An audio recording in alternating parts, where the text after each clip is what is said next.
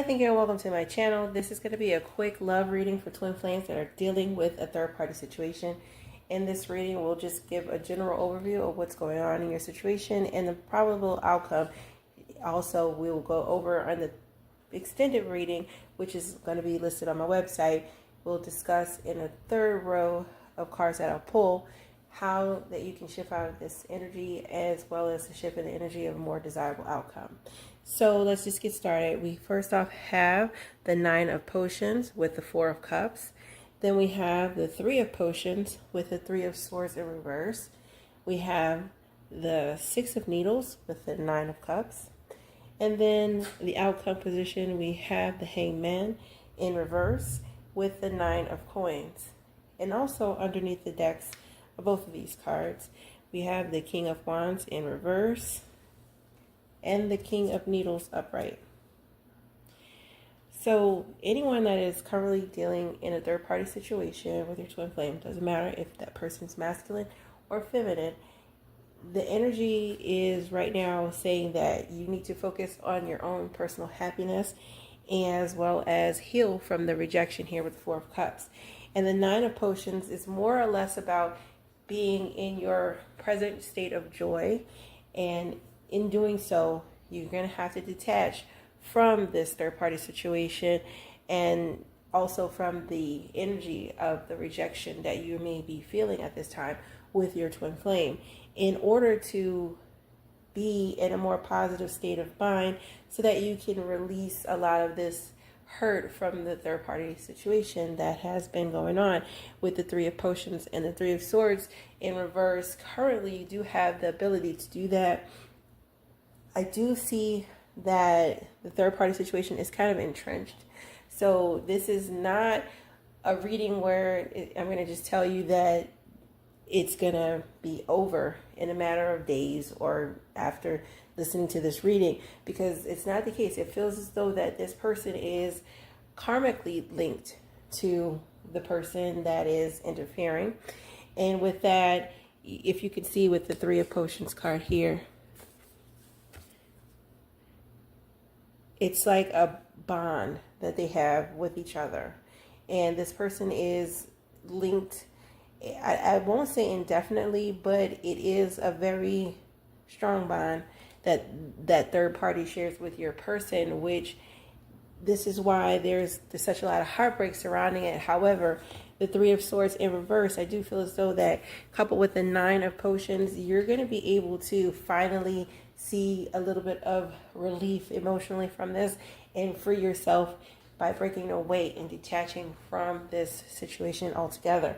Because the more you give your energies into pouring into a situation where you're being rejected or you're not being fully accepted, it's going to accelerate that pain and the hurt vibration that you're absolutely needing to detach from in order to see a shift in your love life.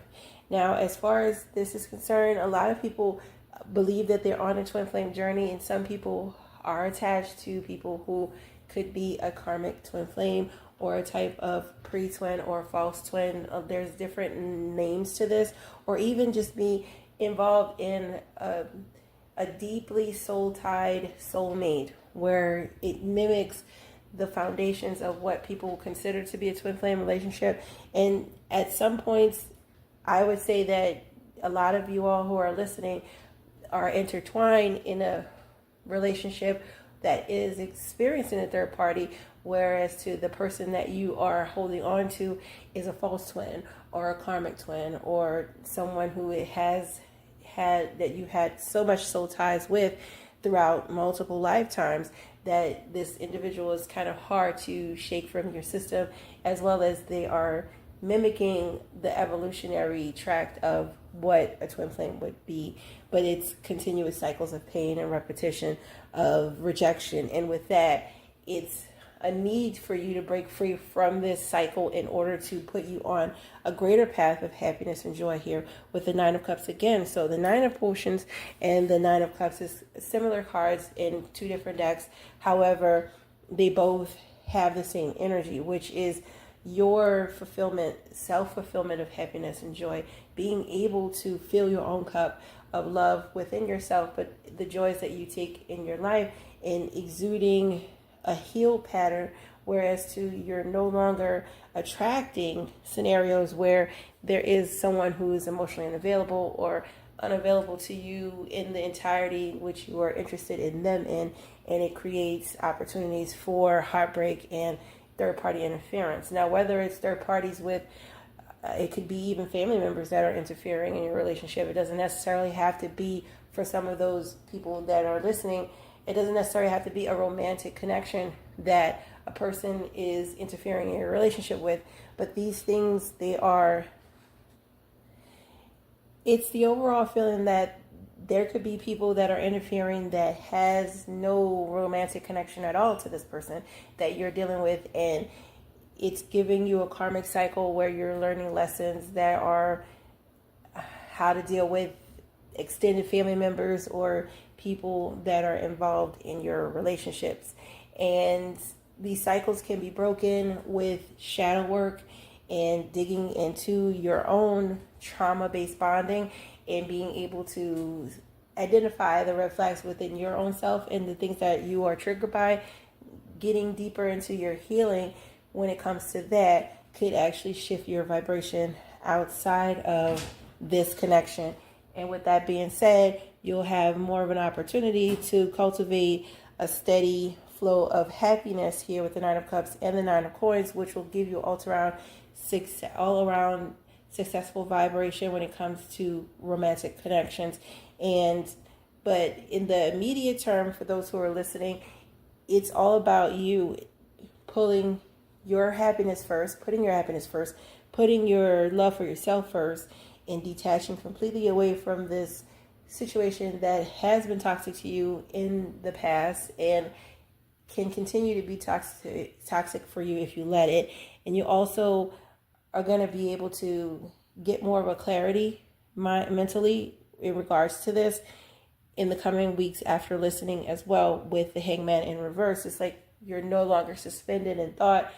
It's about you being able to kind of really focus on what you need to focus on in the present and not necessarily worry so much about the outcome of this dynamic, because this dynamic is going through a karmic cycle and it has to run its course. And for those of you who are actually dealing with a real twin flame, this energy you have to completely detach from it and level up beyond it in order for you to see any type of movement in your relationship factor when it comes to your person, as well as removing all of the patterns that create third-party situation interference. So it's not only just you, that other person will need to actually level up to your vibration as well, but you would set the standard once you detach and fully transform your energy into this Nine of Coins,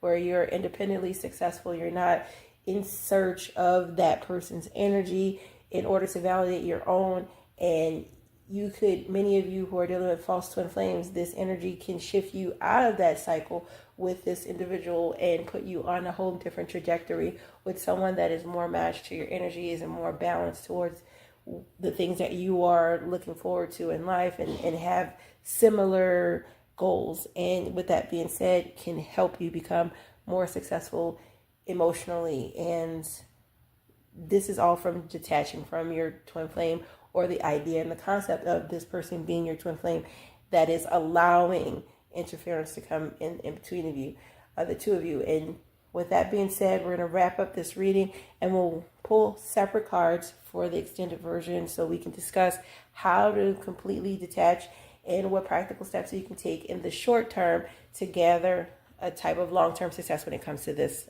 twin flame dynamic. Until next time, thank you so much for tuning in. Namaste.